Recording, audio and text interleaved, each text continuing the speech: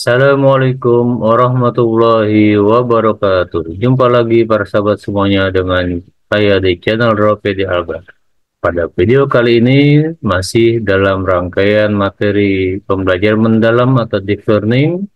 Video kali ini saya akan coba meng-share tentang inquiry kolaboratif. Selamat menyimak. Inquiry kolaboratif. Apa itu pengertian dari inquiry kolaboratif? Nah, sahabat sekalian, inquiry kolaboratif adalah pendekatan berbasis tim yang memungkinkan kita sebagai seorang guru untuk bekerja sama dalam mengidentifikasi tantangan di kelas, merancang strategi pembelajaran, dan secara berkelanjutan merefleksikan serta menyempurnakan praktek pengajaran. Pendekatan ini atau inquiry kolaboratif ini bersifat reflektif dan berbasis data, berfokus pada proses kolaboratif yang tidak hanya bertujuan meningkatkan hasil belajar, tetapi juga dapat mengembangkan profesionalisme guru melalui analisis data dan perbaikan strategi pembelajaran secara bersama-sama. Nah, inquiry kolaboratif adalah sebuah siklus yang berfokus pada 4 komponen utama, yaitu assess, design, implementasi, measure, reflect, and change. Dalam siklus ini, guru tidak hanya mengandalkan pengalaman pribadi, tapi juga bekerja dengan pemimpin sekolah dan pemangku kepentingan lainnya untuk menghasilkan tindakan yang lebih berbasis data dan bukti.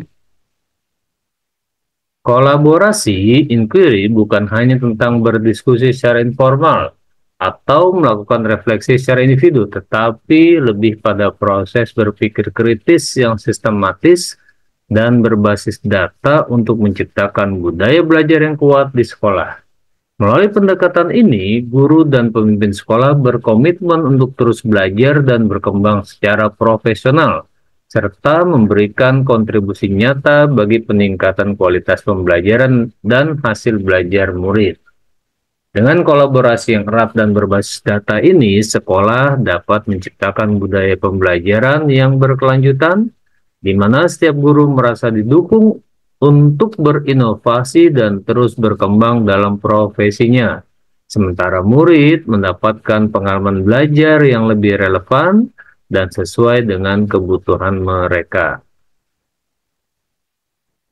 Lantas apa saja prinsip-prinsip inquiry kolaboratif? Yang pertama, prinsip inquiry kolaboratif adalah berbasis data dan bukti. Setiap keputusan dalam inquiry kolaboratif didasarkan pada data nyata yang diambil dari hasil pengamatan kelas dan data hasil belajar murid, sehingga perbaikan yang dilakukan relevan dan efektif. Prinsip yang kedua, kolaborasi yang setara dan bermakna. Dalam inquiry kolaboratif, semua peserta, yaitu guru, kepala sekolah, orang tua murid, dan atau mitra pendidikan lainnya berpartisipasi secara setara tanpa hierarki, sehingga setiap suara dihargai sebagai kontribusi penting untuk meningkatkan praktik pembelajaran. Guru bekerja dalam tim yang terorganisir dengan tujuan jelas, mengembangkan dan memperbaiki prinsip dan pengalaman belajar murid, agar adanya peningkatan kualitas pembelajaran secara bersama-sama. Prinsip yang ketiga adalah budaya profesional yang terbuka dan reflektif. Prinsip keempat, terstruktur tapi fleksibel. Prinsip yang kelima, fokus pada pembelajaran dan hasil murid. Dan selanjutnya prinsip yang keenam, pembelajaran berkelanjutan di tempat kerja. Dan terakhir, kontekstual dan responsif. Dengan 7 prinsip-prinsip inquiry kolaboratif ini, tentunya menawarkan pendekatan yang lebih holistik, menyeluruh, dan berkelanjutan untuk meningkatkan kualitas pembelajaran serta profesionalisme guru. Nilai-nilai dalam melakukan inquiry kolaboratif. Yang pertama, nilai-nilai menjadi fondasi yang menjaga semangat kolaborasi tetap hidup dan bermakna adalah kepercayaan, hormat, dan memuliakan antar anggota tim. Nilai-nilai yang kedua adalah keterbukaan dan kejujuran dalam berbagi pengalaman dan tantangan. Nilai yang ketiga adanya komitmen dan perbaikan yang bersifat berkelanjutan. Nilai yang keempat, kesetaraan dan keterlibatan semua pihak. Berikutnya adalah siklus inquiry kolaboratif. Siklus pertama, di mana siklus inquiry ini merupakan proses berkelanjutan yang terdiri dari 4 tahap utama yang saling berkesinambungan, yaitu assess atau identifikasi, desain atau perencanaan, implementasi atau pelaksanaan, dan measure, reflect atau change, pengukuran, keberhasilan, refleksi, atau perbaikan. Jadi ada 4 tahap utama dalam siklus inquiry kolaboratif, yaitu identifikasi, perancangan, pelaksanaan, dan pengukuran keberhasilan atau refleksi.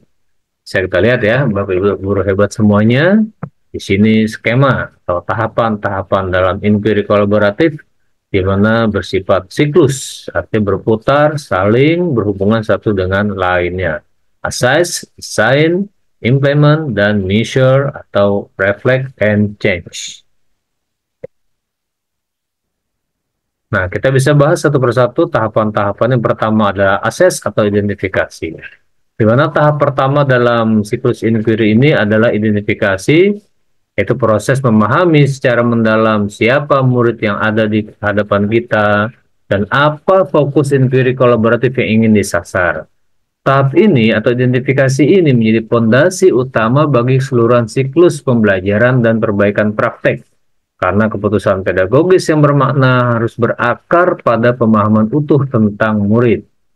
Dalam tahap ini, guru tidak bekerja sendiri, melainkan secara kolaboratif bersama tim sejawat untuk menggali informasi komprehensif mengenai murid, antara lain minatnya, kekuatan dan kebutuhan belajar murid, gaya belajar dan kecepatan berpikir masing-masing murid, bakat dan ketercapaian murid terhadap materi prasyarat, cara murid bekerja sama, menyikapi tantangan, menghadapi kegagalan, serta proses belajar secara keseluruhan, serta apa yang perlu dan ingin diperbaiki murid. Pengumpulan data ini bisa dilakukan dengan berbagai sumber dan metode, seperti asesmen awal untuk mengetahui pengetahuan dan keterampilan murid, hasil asesmen dan evaluasi sebelumnya, observasi langsung, feedback dari murid, data lingkungan belajar, dan sumber daya yang tersedia di sekolah. Tahap selanjutnya adalah desain atau perancangan. Setelah kita memahami secara mendalam siapa murid yang ada di hadapan kita, maka tahap berikutnya adalah merancang pembelajaran yang bermakna, adaptif, dan menantang. Dalam tahap ini, guru bersama tim kolaboratif mulai bertanya dan berdiskusi mengenai strategi dan pendekatan pembelajaran yang paling relevan untuk menjawab fokus inquiry yang sudah ditentukan agar terpenuhinya kebutuhan dan potensi murid. Selanjutnya, tahap yang ketiga adalah implementasi atau pelaksanaan. Tahap implementasi adalah fase di mana guru dan tim kolaboratif secara bersama-sama menerapkan rencana tindakan yang telah disusun dalam proses inquiry untuk peningkatan kualitas pembelajaran. Pelaksanaan rencana ini bersifat kolaboratif tentunya atau bersama-sama dengan memperhatikan kebutuhan dan karakteristik murid. Pelaksanaan dilakukan secara terbuka dan transparan sehingga memungkinkan guru lain untuk melakukan observasi dan memberikan umpan balik. Monitoring dan pengumpulan data. Selama pelaksanaan, guru bersama tim secara aktif memantau proses pembelajaran dengan mengajukan pertanyaan reflektif seperti bagaimana proses pembelajaran berjalan di kelas, apa respon dan keterlibatan murid selama pembelajaran, bukti apa yang menunjukkan bahwa murid benar-benar belajar, penyesuaian apa yang perlu dilakukan agar pembelajaran lebih efektif. Nah, data ini dikumpulkan melalui observasi langsung, catatan lapangan, rekaman, dan hasil asesmen formatif. Tahap yang selanjutnya atau tahap keempat adalah measure atau reflect atau change. Tahap ini merupakan inti dari siklus inquiry kolaboratif yang memastikan proses pembelajaran tidak berhenti pada satu titik, melainkan terus berkembang secara berkelanjutan. Melalui pengukuran yang akurat, refleksi mendalam, dan dialog terbuka yang produktif dalam suasana aman, guru dan tim bersama-sama mengidentifikasi kekuatan serta area yang perlu diperbaiki, lalu merancang dan mengimplementasikan tindakan nyata untuk meningkatkan kualitas pembelajaran dan profesionalisme secara konsisten. Penerapan inquiry kolaboratif. Nah, di sini bisa kita lihat ya, penerapan inquiry kolaboratif setelah kita mengetahui beberapa teorinya. Yang pertama adalah kita perlu membangun dialog terbuka yang reflektif. Dialog yang terbuka tentunya perlu kita lakukan agar inquiry kolaboratif yang akan kita laksanakan dapat berjalan dengan efektif dan produktif. Dialog ini bisa dilakukan di ruang yang aman, nyaman, di setiap anggota tim merasa dihargai dan bebas menyampaikan pendapat tanpa takut dihakimi. Kemudian mengintegrasikan dialog terbuka dalam proses inquiry kolaboratif. Dengan membangun dialog terbuka yang sehat, komunikasi yang jujur dan konstruktif dapat terjalin antara guru, kepala sekolah, orang tua, dan murid melalui dialog ini. Guru dapat berbagi ide tentang apa yang akan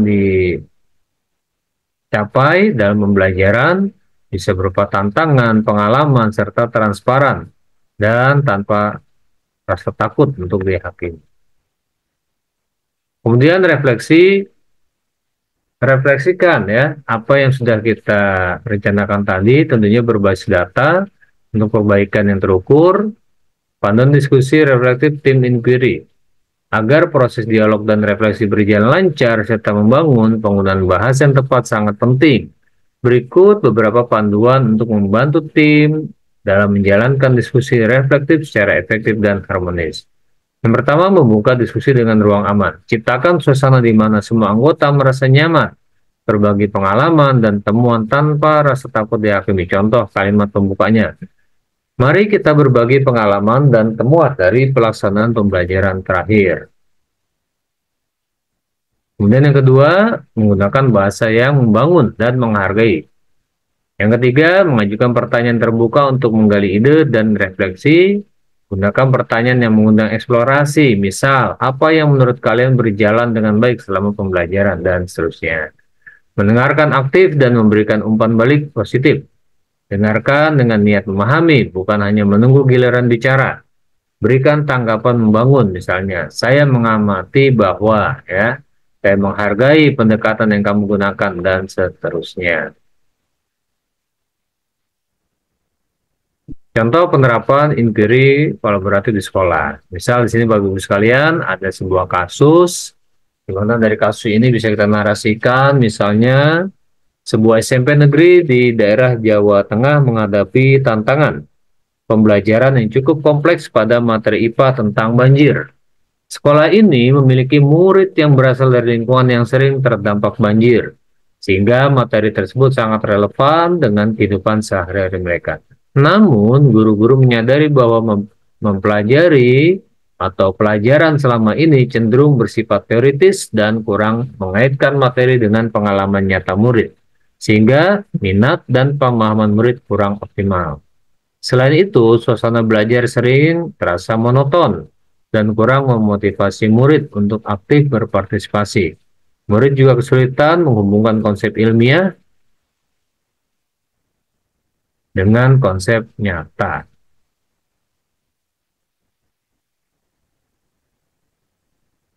Nah, selanjutnya kita lihat dari kasus tadi, kita bisa tempuh ya tahapan-tahapan dalam melakukan inquiry kolaboratif tadi. Ada berapa tadi? Ada 4 tahapan ya. Ada 4 tahapan inquiry kolaboratif. Yang pertama tahap identifikasi atau assess ya. Kita kumpulkan data awal pemahaman murid melalui apa? Melalui tes awal atau pretest dan observasi kelas. Diskusi dengan wali kelas, kepala sekolah, dan orang tua untuk memahami konteks lingkungan, dan juga bisa diskusi antar anggota tim. Peran guru bisa melakukan asesmen awal dan observasi, Guru bisa berperan sebagai fasilitator dan pengelola dokumentasi. Guru fasilitator dan pengelola dokumentasi, outputnya data kebutuhan dan kondisi murid terkait materi banjir, gambaran konteks lingkungan dan kebutuhan pelajaran yang relevan, fokus area inquiry kolaboratif. Tahap kedua adalah perencanaan atau desain. Merancang rencana pembelajaran berkesadaran, bermakna, dan membahagiakan atau mengembirakan. Ini merupakan prinsip daripada pembelajaran mendalam itu sendiri ya. Kemudian menyiapkan instrumen observasi, berupa lembar kerja dan asesmen formatif, di mana peran guru di sini adalah sebagai fasilitator dan pengelola dokumentasi, dan hasilnya adalah atau outputnya rencana pembelajaran lengkap dengan tahapan dan alat evaluasi, serta instrumen pendukung pelaksanaan dan evaluasi pembelajaran. Tahap berikutnya adalah implementasi, melaksanakan pembelajaran dengan observasi lapangan dan pengumpulan data oleh murid secara berkelompok. Murid membuat produk kreatif seperti poster atau presentasi berdasarkan hasil inquiry, diskusi terbuka antar anggota tim untuk mengevaluasi proses pembelajaran. Peran guru sebagai pengajar, guru sebagai pengamat dan pengelola dokumentasi. Guru sebagai pengajar, pengamat, dan pengelola dokumentasi, dan hasilnya adalah data lapangan dan hasil pengamatan proses pembelajaran. Terakhir adalah pengukuran hasil, measurement, reflect, and change. Mengumpulkan data asesmen formatif dan produk murid. Peran guru adalah pengelola dokumentasi, hasil atau outputnya pemahaman mendalam tentang keberhasilan dan tantangan pembelajaran.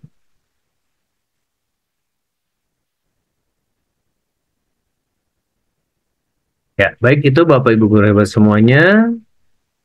Pembahasan singkat terkait inquiry kolaboratif, di mana ada poin-poin penting di sini adalah sebuah pembelajaran penelitian terbimbing dengan tim, baik itu guru, murid, orang tua, kepala sekolah, atau stakeholder lainnya, di mana tujuannya adalah untuk mencapai sebuah tujuan pembelajaran yang telah ditetapkan dengan tetap mengacu kepada prinsip pembelajaran mendalam, itu adalah